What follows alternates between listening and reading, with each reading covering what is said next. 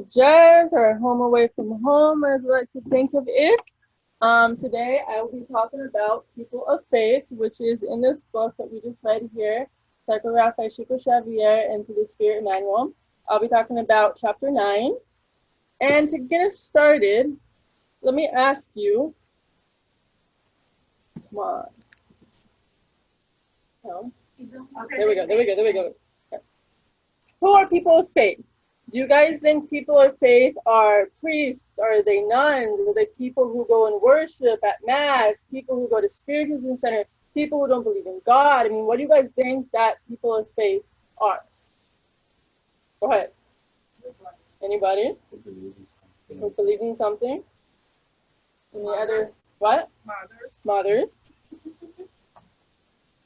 So, let me, before I give the answer of what we're going to be talking about tonight, read a little passage here from The Pathway to Truth and the Light, also by Xavier to the Spirit Emmanuel.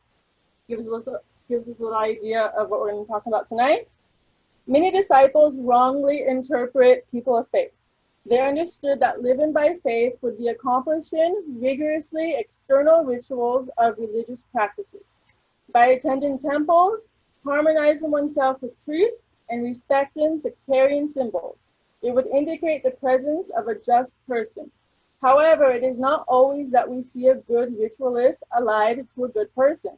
Before anything else, it is necessary to be one of God's creatures in every circumstance of life. So that being said, tonight we're talking about putting Jesus' words into action. Okay, so this is what we're going to be talking about, people of faith. So, and you may think, well, what about the religions who don't necessarily follow Jesus? So it doesn't matter. What matters is that you are following the golden rule. Everyone know the golden rule we learn in school? To treat others as you would like to be treated. So independent of Jesus, independent of your faith, you can be an atheist. You cannot even believe in God at all. But if you are treating your neighbor as you would like to be treated, you are a person of faith and you are putting Jesus' words into action.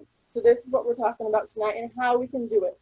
So Emmanuel suggests in this chapter from the book 3 different ways: know Jesus, be vigilant, and adjust always. So these are the 3 topics that we're talking about tonight, how we can put Jesus' words into practice.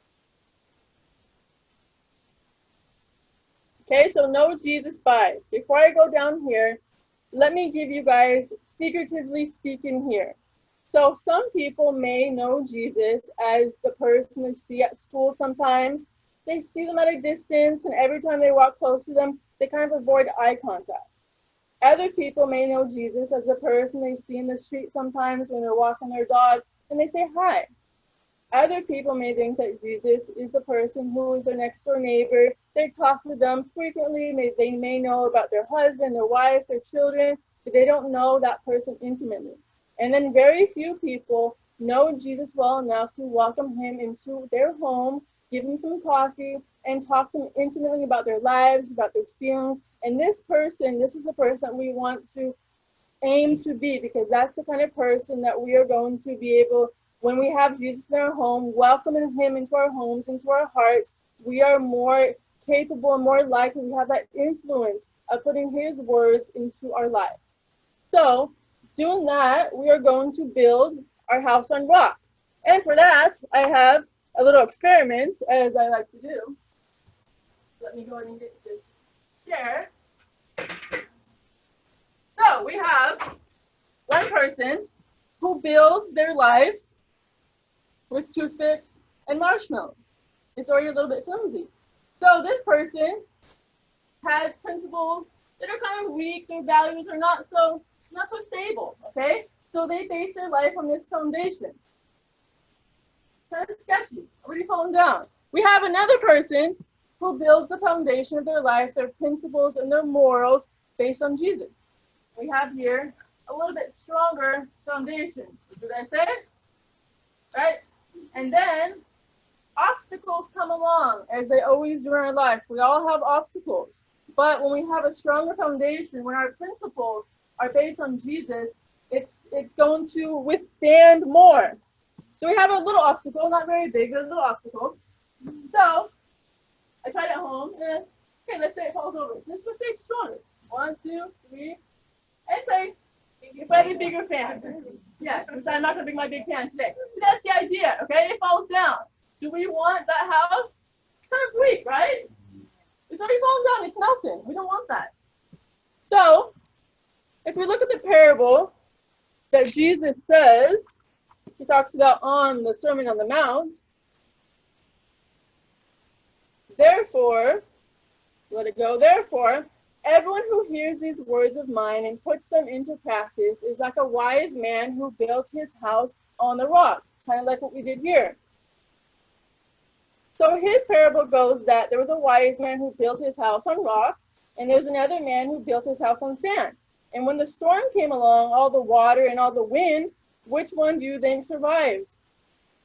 The one on the rock. Why? Because that person based their principles and their morals on Jesus' teachings. Because when you treat others as you would like to be treated, you're going to withstand those obstacles in your life better than a person who puts their house on sand.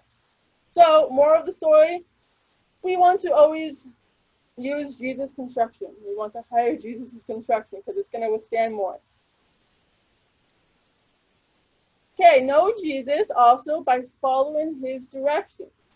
By this, all men will know that you are my disciples if you love one another. We all know, Simon says, right? Simon says, touch your head. Come on, play with me here. Simon says, touch your nose. Simon says, touch your shoulder. Jesus says, be nice to the person next to you. Jesus says, help that old lady with her heavy bags. Jesus says, help that short person in the grocery store before they ask for your help. Jesus says, be nice to the person who is mean to you. So when we do this, we're following Jesus' teachings and we are putting Jesus' words into practice. And another important thing when knowing Jesus, okay, fine. Knowing Jesus is not only knowing theory, so let's say you know all of the parables, you know all the disciples' names, you know all of their kids and all of their wives.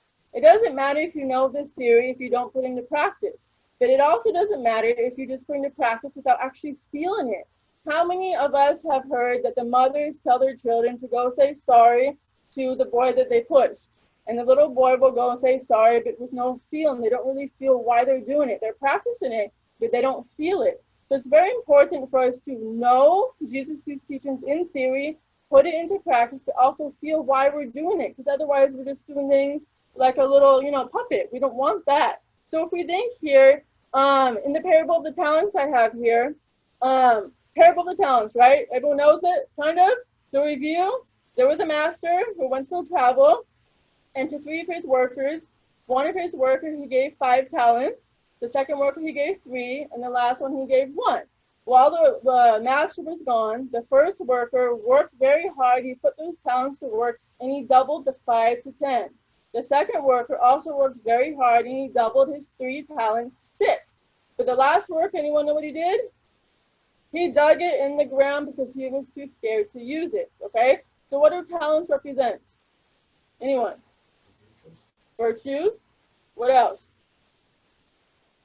Virtues are talents, the things that God gives us, the opportunities.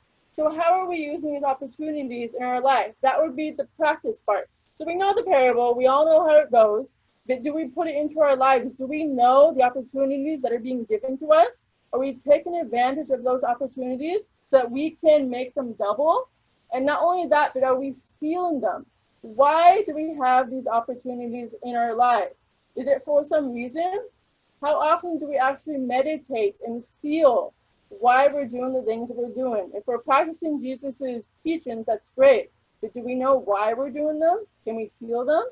So we have this book here that's not translated into English yet by Illyrium. It would be Therapeutic Parables. And he actually breaks down many parables and he teaches us how to meditate on them and how to apply them in our life, feeling them. Because it's so important when we feel them. Because like I said, you're telling somebody you're sorry, the little boy, but it doesn't matter if you don't feel it and why you're doing it.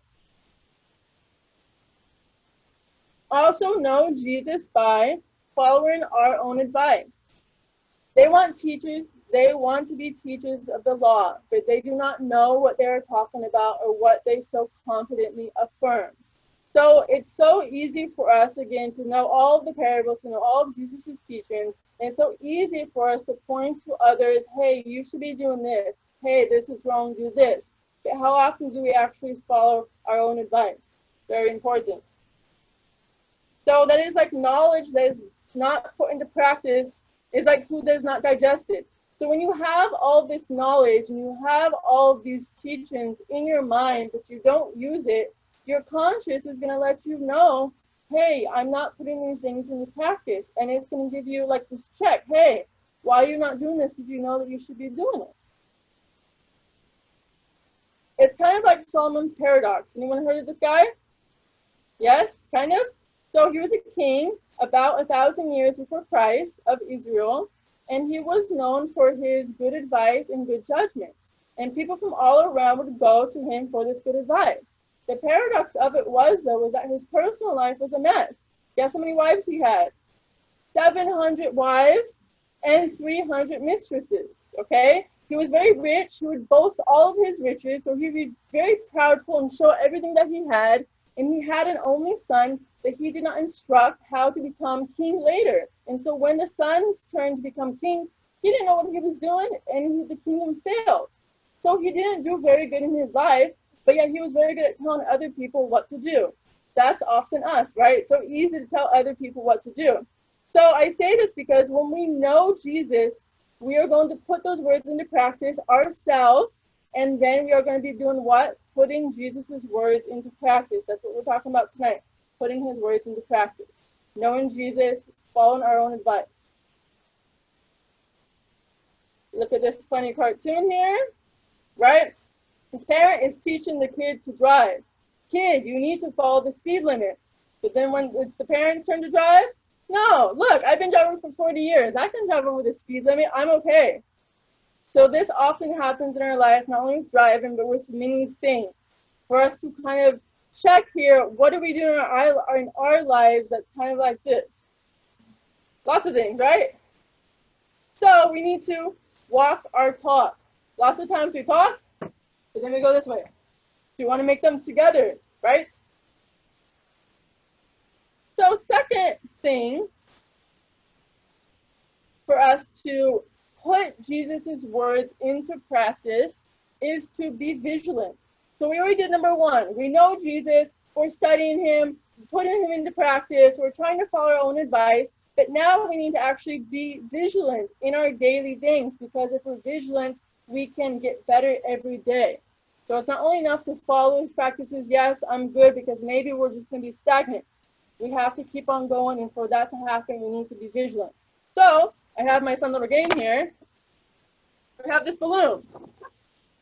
I challenge you guys to keep the balloon up in the air as a group, and I want you to try your hardest not to let it fall on the floor. It's going to eventually, but how hard are you going to try as a group to keep it up? You ready? You guys ready? Ready, ready? Okay, she's ready. Okay, let's go. Good, keep it up.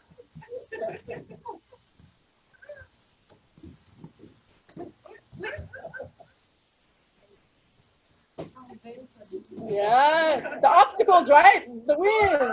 The obstacles. Go, Bruno.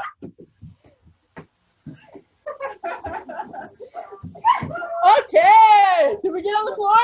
Oh, good.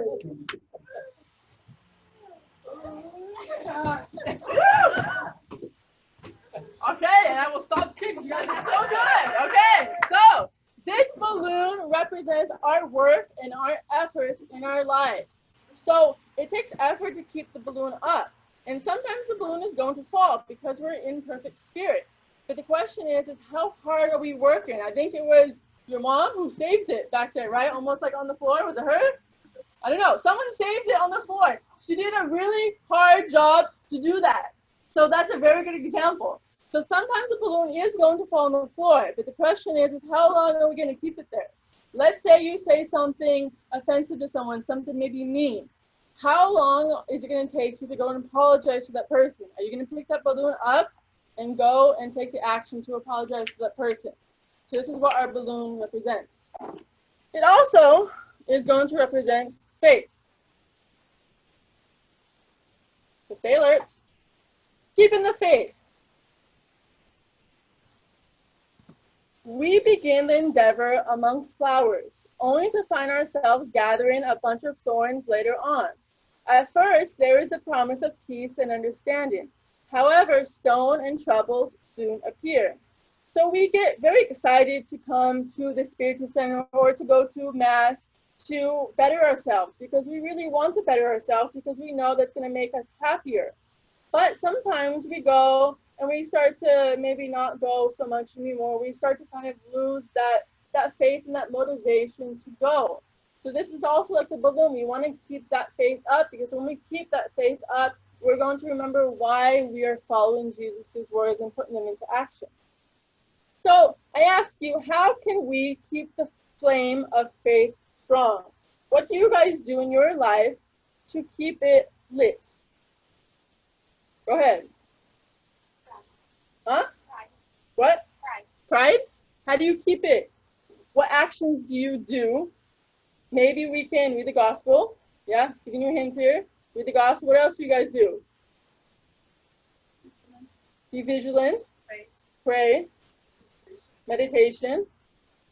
Go to Spiritist Center, right? I think it's also good for us to be surrounded by people of faith as well, because that motivates us and it gives us an example to keep on, doing what we're supposed to be doing. So it's important for us to realize that sometimes our faith goes up and down sometimes, just like the balloon, but for us to find a way for us to keep it lit, because it's so important for us to keep that stamina.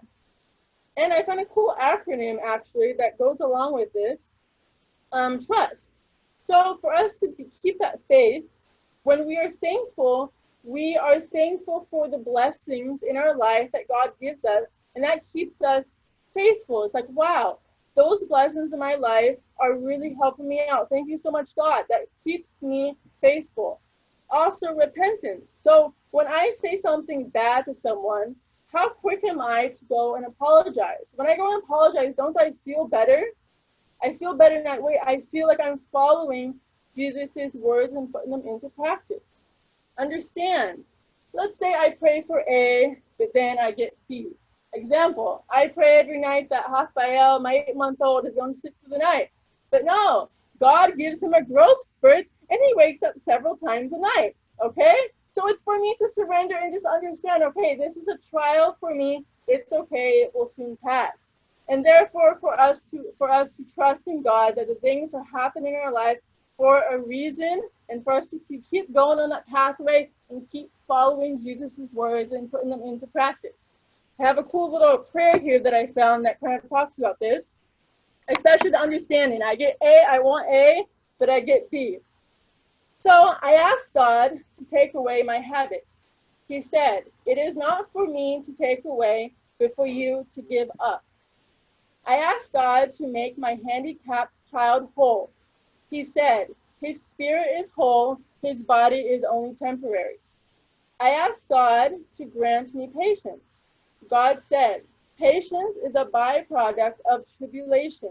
It isn't granted, it is learned. I asked God to give me happiness. He said, I give you blessings. Happiness is up to you.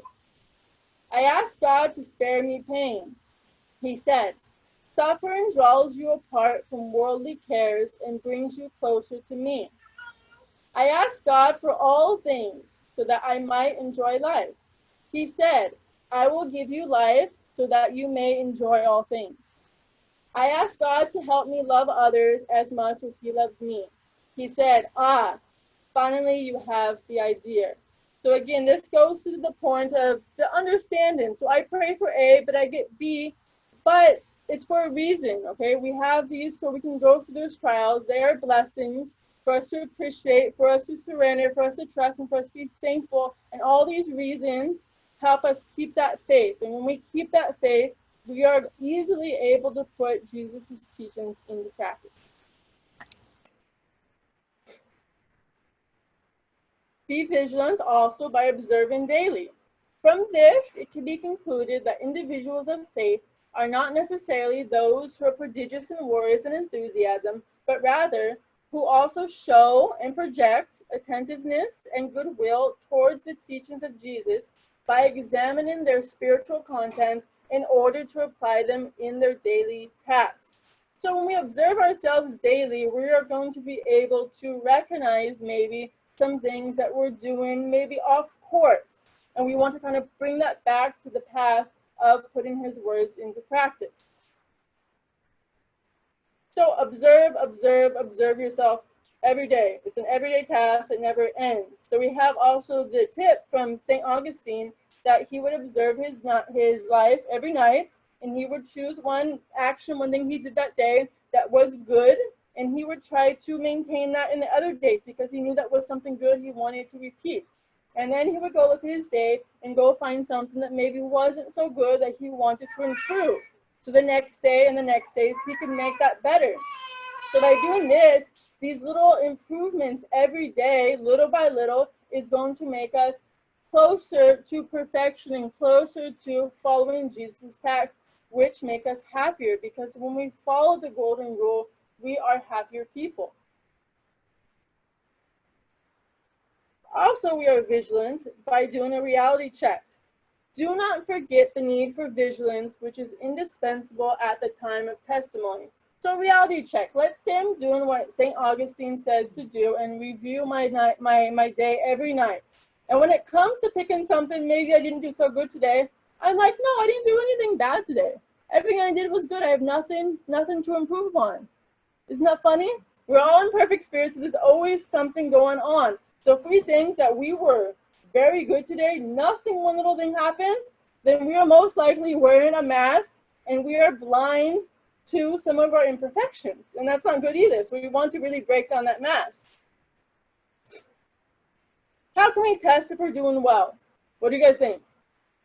Reality check. Am I doing good? Am I kind of being a good person? How can you check? Nobody knows. We don't know what to do. What about asking your conscience? That's a pretty good one, right? If you do something not so good that day, I know that when I don't do something good, my conscience tells me and I kind of feel guilty. I kind of feel like something's wrong. And then I go and reflect, man, what's making me feel this way? I kind of feel off course. What's wrong? So I will go and check it out because my conscience will tell me. I can also pray to find out the answer as well. And another good way is what? The people around you. Excellent, because they will have no filters and they will tell you what you're doing. Let's take a look at this cartoon. Dad, can I go play video games? Did you finish your homework? Did you finish cleaning the garage for mom? So, the daddy's telling his kid to do something, but he didn't do what he's supposed to do. So again, our family is going to tell us what we're doing and where maybe we should improve a little bit. There's also the blind man from Jericho. Anybody know this guy? Lots of blind men in the Bible, I think. I don't know. Okay, so we have this guy from Jericho, blind. So Jesus and his followers are going through the city of Jericho, and we have this blind man that asks Jesus, please, let me see again.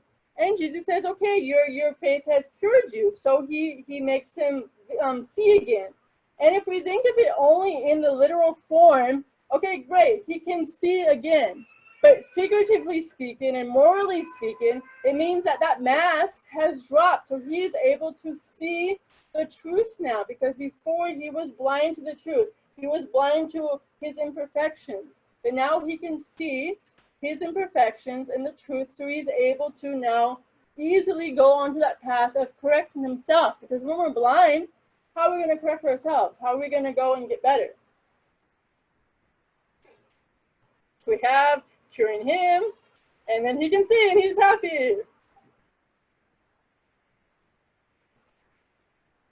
Okay, so we went through knowing Jesus, knowing the theory, knowing the parables, putting them into our lives and also feeling them. But then guess what? We also have to be vigilant and observe ourselves every day if we're actually putting those words into practice. Do we have a mask on?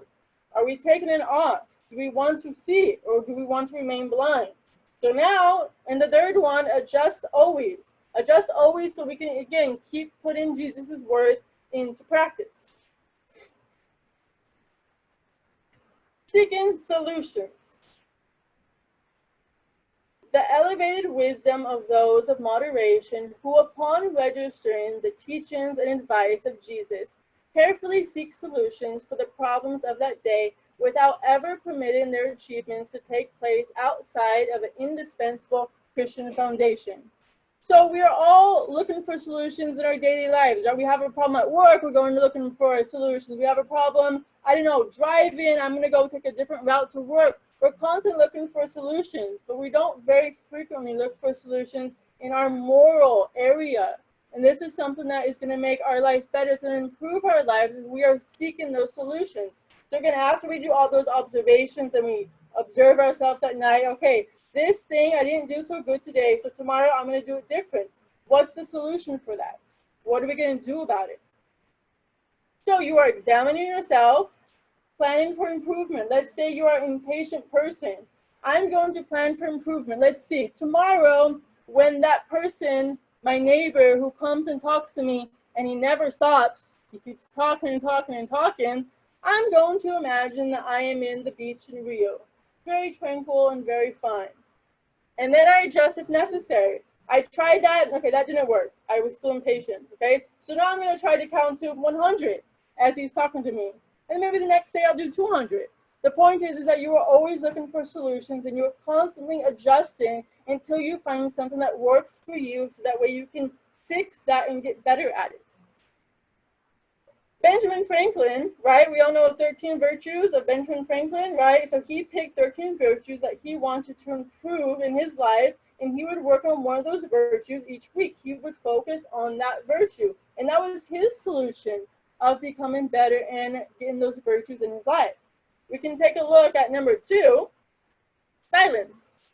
Speak not but what may benefit others or yourself. Avoid trifling conversation. Going on with the silence, that is our next note here. It's important to keep silence. Why? No student must ever forget the sublime value of silence at the propitious moments in the superior work of perfecting his inner self, so that reflections may be heard within his soul, thus guiding his destiny. Silence is golden, duct tape is silver. Before you speak, is it kind? Is it true? Is it necessary? So many times we say things that maybe we shouldn't because we're not putting that filter on. We're not really thinking before we speak. And how many times do we speak and we may hurt somebody else? And we don't need to be doing that if we can just be vigilant, observe, and do that and keep quiet about it. How many of you have ever maybe said, ooh, this coffee tastes terrible, this cake is very dry, and that person who made it is standing right next to you? It's not very good feeling for you or for that person. So ask yourselves, have you ever said something when you should have kept quiet? So when we're keeping quiet, we are following Jesus' teachings by preventing saying those things that may hurt someone. Because the golden rule, treating others as we would like to be treated, we wouldn't like some people to say these things to us. So for us to meditate before we speak. And lastly, adjust always by praying, because when we pray, we know what we need to adjust. Faith goers will be guided toward the interior marvels of the faith. So praying is really the key, because praying will help us in so many different ways. When we pray, our guardian angels, the good spirits, will help us guide us on the right pathway. Should I be doing this? They kind of let you know. What am I doing that's maybe not so good? They let you know. But of course, it's only if we listen. If we just pray with no feeling, then it's not really going to help you. But if you pray and you're really looking for help, you will get the answer. And that is the end. And reviewing here, just a final recap so we can remember. So today's lesson, we were talking about putting Jesus' words into practice. And how do we do that? Know Jesus. Study the works, study the gospel, and then put it into practice. So put it into practice with feeling. Because when you do something like a robot, it's not really doing you any good. So for you to really feel when you're doing something. Then be vigilant. You need to always observe yourself so that way you know if you have that mask on or not. Are you blind? Are you that blind man from Jericho? We don't want to be that man. So we want to really observe ourselves so that we can put Jesus' words into practice. We may think that we are, but we're not. So up to you. And lastly, adjust always, because we always need to adjust. You guys have been sitting here for what, 30 minutes? Aren't you kind of uncomfortable? You need to adjust, right? Change yourself a little bit. So if we adjust ourselves here, why can't we also adjust ourselves in our moral life? Because we also get uncomfortable. Things happen to ourselves in our lives, obstacles. And when we move, when we adjust, just like you're adjusting in your chair, it helps you be more comfortable and it helps you move on with your life easier, like you want to keep your house here of blocks or of rocks. Right? Thank you very much. And we shall be going to passage. Thank you.